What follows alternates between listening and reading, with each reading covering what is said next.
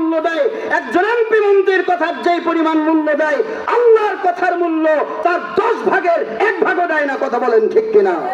MP বলছে, যে মন্ত্রীরা বলছে, প্রশাসনের লোকেরা বলছে করোনার সময় যে তুমি সকাল 8টা থেকে নিয়ে 4টা পর্যন্ত, 10টা থেকে নিয়ে 4টা পর্যন্ত দোকান খোলা রাখতে পারবে, 9টার আগে দোকান খোলা রাখতে পারবে না, 4টার পরে দোকান খোলা রাখতে পারবে না। নির্দেশটা কার? বলে নির্দেশটা হলো প্রশাসনের, নির্দেশটা হলো এমপির, নির্দেশটা হলো মন্ত্রীর। এমপি আর মন্ত্রীর নির্দেশ আপনি অবশ্যই মানতে বাধ্য, তার কারণ আপনি তাকে চেনেন। আমি যদি এখন দোকান খোলা রাখি, পাছায় 2টা বাড়ি দিবে, লাল দালানের ভিতরে আমাকে তোলানোর ক্ষমতা তার আছে।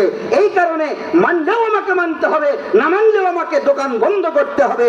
এই কারণে আমরা তার কথা মানতে বাধ্য। কথা বলেন ঠিক কিনা? কিন্তু ভাইরা খেয়াল করেন, প্রতিদিন আল্লাহ পাক রব্বুল আলামিনের পক্ষ থেকে 5 বার ঘোষণা করা হয়, 5 বার আল্লাহর পক্ষ থেকে ঘোষণা করা হয়, আল্লাহু আকবার। আল্লাহ বলো, ওই আল্লাহর হুকুম চলে আসছে, ব্যবসায়ীরা তোমরা ব্যবসা বন্ধ করো, এটা আল্লাহর হুকুম। মা বোনেরা তোমরা কাজ করতেছো, কাজ বন্ধ করো, এটা আল্লাহ তাআলার হুকুম। খেয়াল করেন, এই হুকুমটা কার?